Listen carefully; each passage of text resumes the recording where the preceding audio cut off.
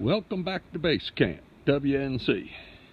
This is the second part of my video on answering some questions on the off-grid cabin build that I've received from people.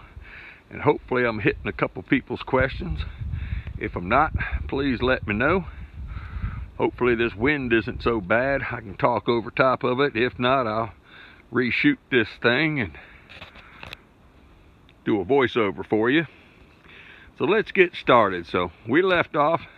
We've actually got, like I said, this is my simulated floor and this is the two arches. And I've got a bunch of questions on the thermal ply and the inside wall and the ventilation. So let's kind of get going on that. What we're going to do is, the first thing we do is we put screen wire right down here and underneath.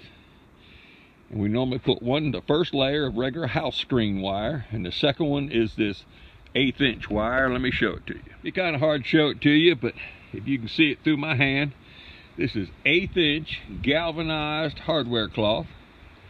And what it really does is the first little bit of the regular old house screen wire keeps the little bugs out, and this right here keeps the bugs and mice out because they can't chew through it. This is how it's going to look. Like I said, it would normally be 2 layers.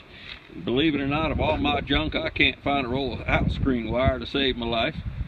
But this right here will just fit in there. And this is actually the bottom of the house. And you really need to nail this, because this is what's going to be here. I mean, this is what's going to be the problem is going to be, you need to nail this and probably use like roofing nails to nail this stuff in, so the little critters and everything can't get in there. Just stapling it really wouldn't do, but you need to put like roofing nails all along here. This OSB would be the outside sheathing. If you go watch the videos, this is the outside sheathing coming up the entire side of the building. And then what we'll end up doing is putting Tyvek on it. And then what you're going to have is, I like to use Tyvek. If you watch my regular video, I use some, I believe it was out actually from big box store Lowe's. I put that over top of it, completely up over top of the whole thing. The only problem was it leaks. You pay the extra 20-30 bucks a roll for Tyvek, and it's waterproof. So it does hold on, it does breathe, it wicks the moisture out, but it is leaps and bounds above it. Now, I'm not sponsored by DuPont or anything, but every now and then you just got to go with what really works the best. Then over top of this, of course, you'll put your roofing. Well, here it is. You got your screen wire, your OSB. Of course, then you're going to have your Tyvek or whatever you want to use in there, and then the metal siding. If you're not going to go with a rain collection system or a gutter drip, what you want to do is maybe let the bottom fold of the metal, the last little piece, hang down, and that'll give you a drip edge to make sure the water doesn't come back up and wet the roof down. But what this is doing, and let me go ahead and add the inside insulation piece in now.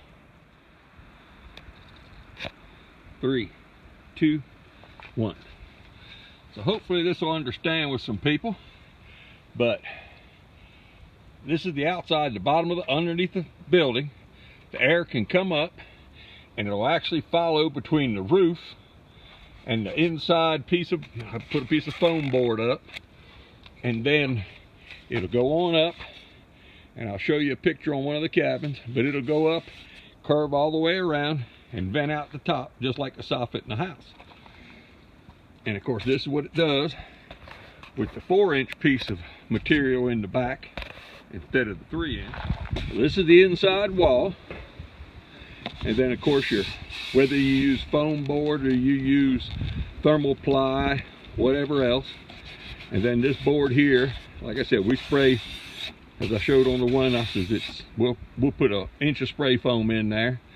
But you're not limited with using a 2x4. Most of the cabins and houses I build with this thing, we'll use either 2x6s, 2x8s. We have gone as much as a 2x10. With a 2x10, you've got almost R60 insulation between the board all the way to the outside. So you're not limited to a 2x4. You're limited to whatever you want, however thick the wall is you want. But it'll Had one question. We use 2 pieces here on the inside Mainly just one piece in the middle of the arch bows too much. You can really use two. Had one question, why don't you use 3 or 4? You can do whatever you want. If you want it stronger for some reason, it'll work. When we get up to 28 foot wide, we have 4 pieces on the outside and 3 pieces on the inside, strength wise. But then what you end up with, like I said, is the ventilation that keeps your roof from condensating. And actually what they call a cold roof, because your heat will basically stop here, and then this piece behind it is where the temperature change is. You don't have a true thermal break because this wood comes all the way through, but it is better than trying to heat from the metal all the way in. And let me show you what it looks like on a cabin. Okay, so it comes, like I said, vents out the very top. And now what this does, this is to remove condensation. And this is what you call a cold roof, because you heat the inside, the outside's cold. Now this is just like your car. When you shut it up at night, you drive home, it's warm inside, you close it up, cold outside, you come in the morning and there's condensation on the windshield. Well, this is what happens. It'll accumulate moisture. All this is just like the soffit on a regular house. It just constantly pulls air up that thing, dries that condensation out, and keeps the house warmer. And it's what you call a cold roof, in that the roof here has an air gap between it pretty much and the inside. It's not a complete thermal break, but it does give you that area for condensation and moisture to be wicked away, just like your house does. This is why things like mobile homes and all and sheds have a hard problem with mildew and stink inside, is they have no way of positive and negative airflow. I want to touch on one other question a man had.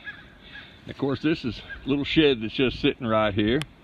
When you screw your roof in, of course, we just put them right on the bow, so that's every 24 inches going down here. But what you really want to do is, if you use metal and you go horizontal, you don't want to put it on the top here. You really want to put it on the bottom side of that rib. And here on the side doesn't matter, but as you go up on the roof, the water and snow and ice will lay here. And if you have a screw right there, you have a potential for it to leak into that hole. If you put it on the underside of it, all the way up, all of them's on the underside, you really have no problem with the water ever getting in. And the only other thing is up in the curve where this first sheet comes up and the second sheet starts, right here, in the real part of the curve, the second sheet will stick out a little bit. So you see here the first sheet, the sun's just not cooperating. But the first sheet ends right here, and I've got a screw underneath the rib. This is the beginning of the second sheet, and I actually screwed right through the rib into the house so that it's not sitting up here and be leaking. That answered another person's question, I know, but this one has metal siding.